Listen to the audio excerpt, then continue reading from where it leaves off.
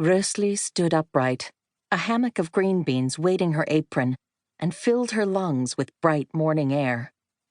She'd been working in the garden since breakfast, but now she paused, stretching her lower back and assessing the tidy patch of vegetables, painstakingly maintained in the chateau's shadow.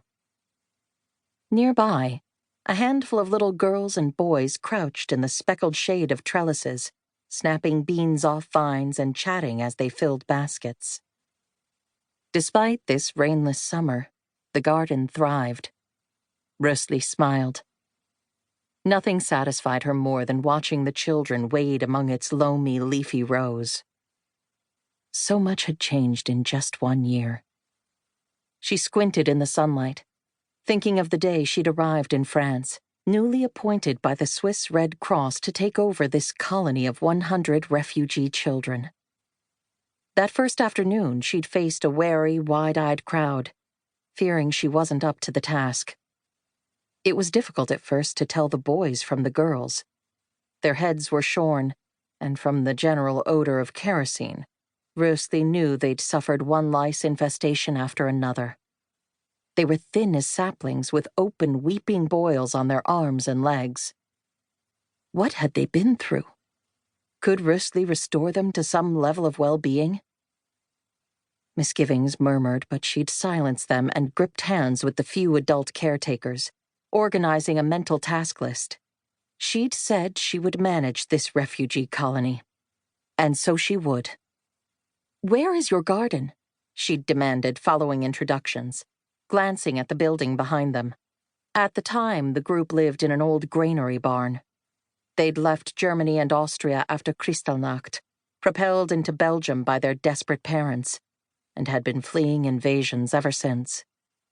Eventually, they'd washed up in France, sleeping on hay and eating cornmeal and rotten potatoes, until one of the adults contacted the Red Cross for support. The colony came under Swiss care, and Rösli found herself standing before them. "Our garden?" The adults had swapped glances, thrown off by her question. "Yes," she'd said, frustration slipping into her voice. "Where is it?" She'd known instantly what was wrong with the children's skin. A diet lacking in green vegetables. When it became apparent that no garden existed, Rösli had cast about that desolate barnyard seeking someone to reprimand. And then she'd sighed. She would have to change everything.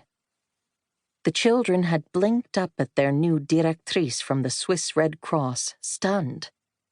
And she had merely turned and gone looking for a hoe. Rösli shook away her memories of the previous summer, letting her gaze rise to the derelict castle they now called home.